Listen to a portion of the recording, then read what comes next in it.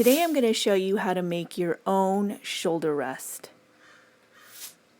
What you'll need are some filing elastic rubber bands, a car wash sponge, and optionally some fabric. So you take your violin, put it underneath your neck like how you usually hold it. What you want to do is keep your violin level, and then using your pointer finger and your thumb, you're going to measure the distance between your shoulder and your violin, and you just move it around to see the average height that you're going to need. Okay, and I have the rest of this sponge. So what I'm going to do is I'm going to cut it long ways. So it's about that much. So what I'm going to do is take my knife.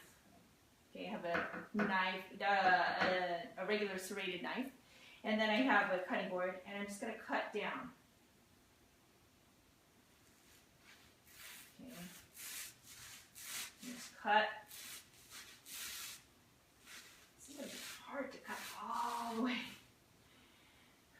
That way. All right. So I kind of started it there. I think I'm going to end it like that.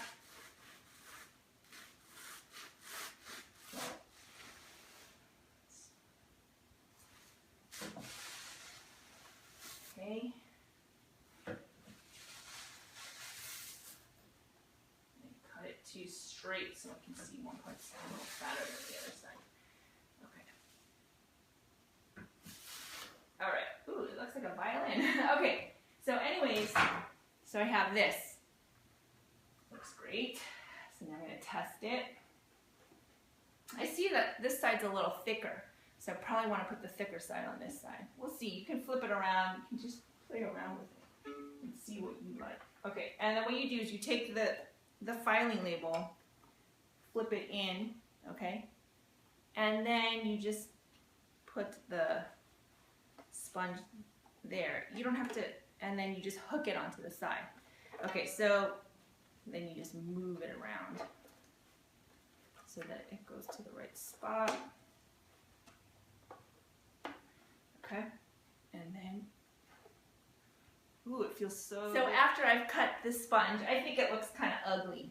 So what I'm going to do is I have this dish towel that I bought. It's really cool. It's got coffee and donuts, my favorite things, especially the donuts part. To sew, you will sew the bottom in a running stitch and then sew on the side also with a running stitch. And after you sew that part, I actually use a basting stitch too, so I knot every after every 5 stitch. Then I cut it,